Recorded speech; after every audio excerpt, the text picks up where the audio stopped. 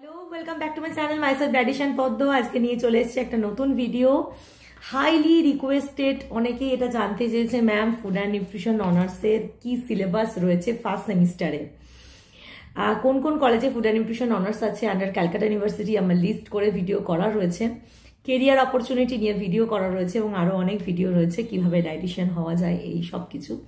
কিন্তু অনেক ছাত্রছাত্রী যাদের এখনো উচ্চ মাধ্যমিক পরীক্ষা শেষ হয়নি, তারাও জানতে চাইছে কি আছে সিলেবাসের মধ্যে অনার্সে। তো সেটা নিয়ে কথা বলবো আজকে। তোমাদের প্রথম সেমিস্টারে আমি শুধুমাত্র তোমাদের অনার্স পেপারটা নিয়ে কথা বলছি, এছাড়া বাকিগুলো নিয়ে কথা বলছি না। জেনারেল একটু বলে রাখি, তোমাদের এই যে পেপারটা আমি পরে এটার তোমাদের চেষ্টা করব ছবিটা আমার কথার সাথে সাথে দিয়ে দেওয়ার পাশে। তোমাদের যে সিলেবাস রয়েছে সেখানে প্রথমে রয়েছে ডিএসসি পেপার, যেটা তোমাদের কোর কোর্স, যেটাকে আমরা C1 বলছি। সেখানে তোমাদের বেসিক ফুড সায়েন্স পড়তে হচ্ছে। বেসিক ফুড সায়েন্সের মধ্যে কি রয়েছে সেটা একটু বলে দেব।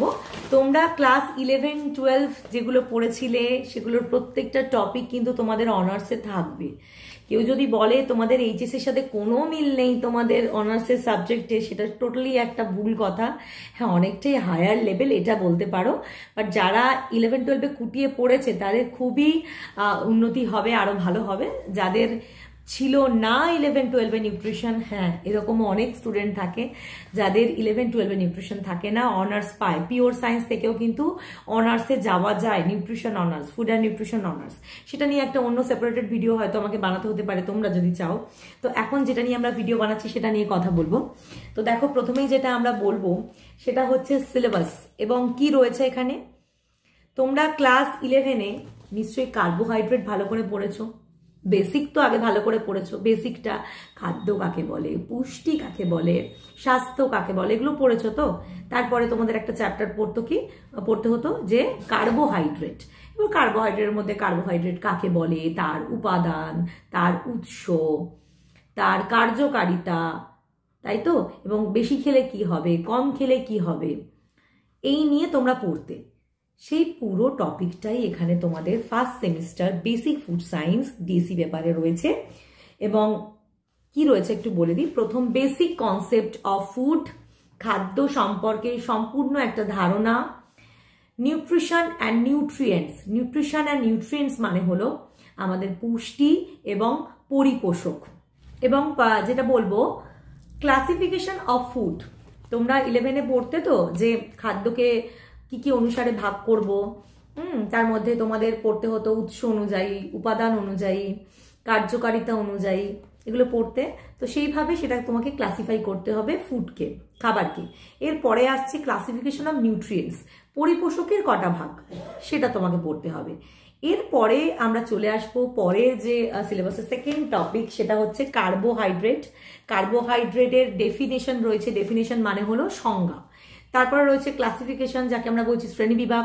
তোমরা যেভাবে সরল কার্বোহাইড্রেট, যৌগিক কার্বোহাইড্রেট এভাবে যেভাবে ভেঙেছিলে আর কি, সেইভাবেই ভাগ করতে হবে ক্লাসিফিকেশনে। তারপর রয়েছে স্ট্রাকচার এবং প্রপার্টিস। তোমরা ধর্ম পড়েছো, স্ট্রাকচার এবং প্রপার্টিসের মধ্যে প্রপার্টিস তোমরা পড়েছো। ধর্মটা তোমাদের 11-এও থাকে, স্ট্রাকচারও থাকে অল্প বিস্তর, এখানে একটু ডিটেল তোমাকে পড়তে হবে। ওখানেও গ্লুকোজ, ফ্রুক্টোজ এগুলো তো পড়েইছো, সেই স্ট্রাকচারগুলো এখানে কিন্তু তোমাদের পড়তে হবে, একদম জটিল নয়। ধরো ল্যাকটোজকে তুমি ভাঙছো, কি তৈরি হচ্ছে, গ্লুকোজ প্লাস গ্যালাক্টোজ। গ্লুকোজ আর গ্যালাক্টোজের তুমি যদি জানো যে সেটা কিভাবে স্ট্রাকচার করে, সেটা থেকে তুমি ল্যাকটোজের পেয়ে যাবে। এইভাবে মল্টোজ, সুক্রোজ তুমি করতে পারবে। আচ্ছা, এরপরে চলে যাব মনোস্যাকারাইড। কার্বোহাইড্রেটের মধ্যে আমরা পড়েছিলাম একক শর্করা, মনোস্যাকারাইড, সেটা নিয়ে বলা রয়েছে গ্লুকোজ, ফ্রুক্টোজ, গ্যালাক্টোজ। ডাইস্যাকারাইড, যেটা আমরা ল্যাকটোজ, মল্টোজ, সুক্রোজ বললাম। পলিস্যাকারাইড, তার মধ্যে ডেক্সট্রিন রয়েছে, স্টার্চ রয়েছে, গ্লাইকোজেন রয়েছে, রেজিস্ট্যান্ট স্টার্চ রয়েছে। আরএসটা তোমরা খুব একটা পড়ো না 11-এ, অল্প পড়ো একদম, এখানে একটু ডিটেল পড়তে হবে। তারপরে চলে আসছি আমরা সোর্সেস অর্থাৎ উৎস। তারপরে ডেলি রিকোয়ারমেন্টস, দৈনিক কতটা প্রয়োজন পড়ে। ফাংশন রয়েছে, কাজ কি কি করে। Effects of too high and too low carbohydrate, বেশি কার্বোহাইড্রেট খেলে কি সমস্যা হতে পারে, কম কার্বোহাইড্রেট খেলে কি সমস্যা হতে পারে। তারপরে রয়েছে digestion and absorption of carbohydrate. তোমরা ক্লাস 12-এ কিন্তু পড়েছো পরিপাকে, কার্বোহাইড্রেটের পরিপাক, কার্বোহাইড্রেটের শোষণ, যেখানে তোমরা পড়তে নিশ্চয়ই মনে পড়ছে যে কার্বোহাইড্রেট আমাদের পাকস্থলীতে পরিপাক হয় না, কোথায় হয়?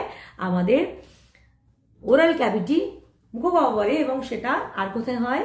আমাদের ক্ষুদ্রান্তে। এবং সেখানে যখন মুখগহ্বর পড়ছি আমরা তখন টায়ালিন চলে আসছে, সালিভারি অ্যামাইলেজ, নিশ্চয়ই মনে পড়ছে। এই বিষয়গুলো এখানে একটুখানি তোমাকে পড়ে নিতে হচ্ছে। ডাইজেশন অ্যান্ড অ্যাবজর্পশন, শোষণ। শোষণ মানে বুঝতে পারছো, যেটা ল্যাকটোজ, গ্লুকোজের শোষণ, গ্যালাক্টোজের শোষণ, এগুলো। আচ্ছা, এরপর চলে আসবো আমরা লিপিড। আমরা সাধারণত কার্বোহাইড্রেট, প্রোটিন, ফ্যাট এইভাবে বলি, যাই হোক সিলেবাসের মধ্যে লিপিড আছে। এরপরে লিপিডই বলি। লিপিডের ডেফিনেশন রয়েছে, অর্থাৎ সংজ্ঞা, কাকে বলে, ক্লাসিফিকেশন রয়েছে, অর্থাৎ কিভাবে আমরা সেটা শ্রেণীবিভাগ করব। তারপরে রয়েছে আমাদের প্রপার্টিস, ধর্ম। তারপরে চলে আসছে ফ্যাটি অ্যাসিডের কম্পোজিশন।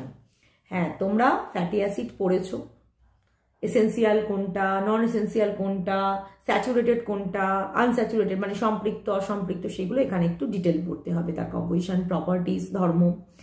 আচ্ছা, সোর্সেস, লিপিডের সোর্সেস, উৎস, ডেলি রিকোয়ারমেন্টস, দৈনিক প্রয়োজনীয়তা, ফাংশন অর্থাৎ কাজ, digestion and absorption of nutrients, সেই পরিপাক এবং শোষণ, অর্থাৎ ফ্যাটের ডাইজেশন। ফ্যাটের ডাইজেশন মানে বুঝতেই পারছো, লাইপেজের কথা বলবো। স্টম্যাক হলে সেটা গ্যাস্ট্রিক লাইপেজ, ফ্যাটকে ভেঙে ফ্যাটি অ্যাসিড এবং গ্লিসারল তৈরি করছে। সেটা আবার যখন আমরা জানি মুখবিবরে তো হয় না, কারণ মুখগহ্বরে কিন্তু কখনোই ফ্যাট পরিপাককারী উৎসেচক থাকে না। চলে আসবে স্টমাকে গ্যাস্ট্রিক লাইপেজ, তারপর চলে আসবে আমাদের স্মল ইন্টেস্টাইনে। সেখানে গিয়ে আমরা, যেখানে প্যানক্রিয়াস, সেখানে প্যানক্রিয়েটিক লাইপেজ পাবো, এবং যেখানে বাকিটা আমরা পাবো ইন্টেস্টিনাল লাইপেজ। কাজ একই, নিশ্চয়ই পড়েছো তোমরা, এগুলো জানবে। Role and nutritional significance of PUFA, MUFA, SFA, omega 3 fatty acid. তোমরা নিশ্চয়ই পলি আনস্যাচুরেটেড ফ্যাটি অ্যাসিড পড়েছো, আমি একটু আগে বললাম স্যাচুরেটেড, আনস্যাচুরেটেড, এর মধ্যে পলি এবং মোনো, সেগুলো পড়ছো, সব 11-এ পড়ে এসছো এই পার্টটা। SFA, saturated fatty acid, omega 3 হয়ে গেল। এরপর চলে আসছি প্রোটিনে, তার ডেফিনেশন মানে সংজ্ঞা, ক্লাসিফিকেশন মানে শ্রেণীবিভাগ, স্ট্রাকচার অ্যান্ড প্রপার্টিস। স্ট্রাকচার মানে এখানে তোমাকে প্রোটিনের primary structure, secondary structure, tertiary structure এবং কোয়াটার্নারি স্ট্রাকচার পড়তে হবে। এটা একটু অ্যাড হচ্ছে, এটা 11-এ করতে পড়োনি। আচ্ছা, আর প্রপার্টিস যেটা রয়েছে ধর্ম, সেটাও তোমরা একটুখানি 11-এ পড়ে এসছো। আচ্ছা, এরপর চলে যাব আমরা অ্যামাইনো অ্যাসিড। অ্যামাইনো অ্যাসিডের মধ্যে তার ক্লাসিফিকেশন মানে শ্রেণীবিভাগ, তার কত ধরনের হয়, টাইপস, এবং ফাংশন। জানবে প্রোটিনের ফাংশন, অ্যামিনো অ্যাসিডের ফাংশন একই, একদম একই। প্রোটিন ভেঙেই তো অ্যামিনো অ্যাসিড তৈরি হচ্ছে, আবার অ্যামিনো অ্যাসিড জুড়ে জুড়েই তো আবার প্রোটিন তৈরি হচ্ছে, তোমরা তো জানো এগুলো। আচ্ছা, এরপরে রয়েছে প্রোটিনের উৎস মানে সোর্সেস, ডেলি রিকোয়ারমেন্টস, দৈনিক প্রয়োজনীয়তা, ফাংশন রয়েছে, কার্যকারিতা। আচ্ছা, এফেক্টস অফ টু হাই এবং টু লো প্রোটিন। কেউ যদি কম প্রোটিন খায় কি হবে, সেই কোয়াশিওরকর, ম্যারাসমাস, এগুলো তো জানো তোমরা। আর যেগুলো বেশি খেলে কি হবে, ইউরিক অ্যাসিড বাড়তে পারে, কিডনি ডিজিজ হতে পারে, গাউট যেটা হতে পারে আমাদের গেটে বাত, এগুলো। আচ্ছা, এরপরে চলে যাব ডাইজেশন অ্যান্ড অ্যাবজর্পশন। আচ্ছা, প্রোটিন কিন্তু আমাদের ওভারঅল ক্যাভিটিতে পরিপাক হয় না, কারণ এখানে কি থাকে না, কোনো প্রোটিন পরিপাককারী উৎসেচক থাকে না। এটা সোজা চলে যাবে কোথায়, আমাদের স্টমাকে এবং স্মল ইন্টেস্টাইনে। যদি পাকস্থলী হয় তখন পেপসিন, যদি সেটা অগ্নাশয় হয় তাহলে সেটা ট্রিপসিন, আন্ত্রিক হলে সেটা কি ইরিপসিন। আচ্ছা, এরপরে আমরা চলে যাব assessment of protein quality. Protein quality maintain করতে গেলে আমাদের বিভি পড়তে হচ্ছে, বায়োলজিক্যাল ভ্যালু, যেটা আমরা জৈব মূল্য বলছি, পড়ে এসছি আমরা। পিইআর, প্রোটিন এফিসিয়েন্সি রেশিও পড়ে এসছো। এনপিইউ, নেট প্রোটিন ইউটিলাইজেশন পড়ে এসছো, এগুলো। আচ্ছা, আর রয়েছে factors affecting protein bioavailability including anti nutritional factors. Anti nutritional factors যেগুলো রয়েছে সেটা কিভাবে এখানে এফেক্ট করছে ফ্যাক্টরগুলো। আচ্ছা, এরপর চলে যাব আমরা ডায়েটারি ফাইবারে। ফাইবার নিয়ে আমরা পড়েছি তন্তু, তার ক্লাসিফিকেশন, শ্রেণীবিভাগ, সোর্সেস অর্থাৎ উৎস, কম্পোজিশন পড়ছো, প্রপার্টিস, ধর্ম এবং নিউট্রিশনাল সিগনিফিকেন্স। ফাইবারের কি পুষ্টিগত গুরুত্ব রয়েছে, কোন ডিজিজগুলো হাই ফাইবারে কমতে পারে, like obesity, cardiovascular disease, diabetes, এগুলো কিন্তু কমতে পারে। এগুলো নিয়ে একটু বোধহয় বিশেষত যেটা বলা উচিত, কনস্টিপেশন, ডেফিনেটলি ফাইবার তো হাই ফাইবার দিতে হয়, এইগুলো। তো এটা ছিল তোমাদের থিওরি সিলেবাস। 75 মার্কসের থিওরি তোমাদের বেসিক ফুড সায়েন্স থেকে পড়ছে, এবং তারপরে তার প্র্যাকটিক্যাল রয়েছে 25। Identification of mono, di and polysaccharide, identification of protein and identification of glycerol. আচ্ছা, এরপরে চলে যাব আমরা এসএসসি, আমরা চলে যাব এসএসসি পেপার। এসএসসি পেপারটা তোমাদের 100 মার্কসের থিওরি দিতে হচ্ছে, প্র্যাকটিক্যাল দিতে হচ্ছে না। ঠিক আছে। এবং সেখানে আমরা কি পড়ছি বলে দিই, তোমাদের হেলথ এডুকেশন পড়তে হচ্ছে। তোমরা বলতেই পারো ম্যাম কি বই ফলো করব। তোমরা যেটা বিসি লক্ষ্মীর নিউট্রিশন সায়েন্স আছে সেটা ফুড সায়েন্সের জন্য ফলো করতে পারো।